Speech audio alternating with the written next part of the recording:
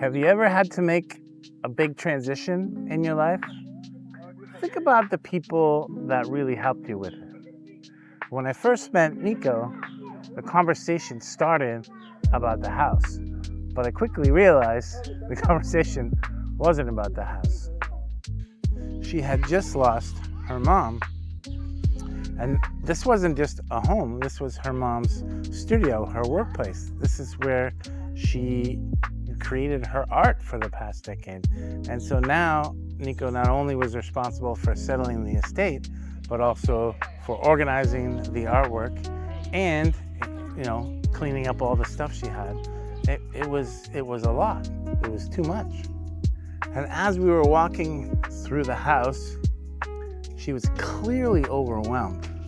And that's when I said, if you like, I can manage this whole process for you. And she started to cry, not because of the house, but because someone had finally heard her and understood her and was with her. And from then on in, she didn't have to do this alone. We pulled the team together. Jessica, the professional home organizer, got all the artwork and all her mom's stuff organized. Steve, the contractor, repaired and refreshed the home. Frank brought new life to the garden. Little by little, Niko could stop worrying about what came next. This was a big moment in her life. And for us, it was a process that we had helped many families through before.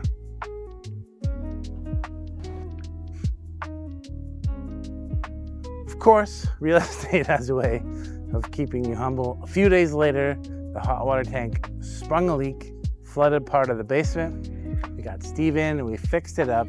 And a few days later, we launched to what I would call a raging success. We had lineups for the open house. In the end, we had 21 offers. And probably the most interesting part was Niko didn't take the highest offer. It wasn't a low offer by any means, but it wasn't the highest offer.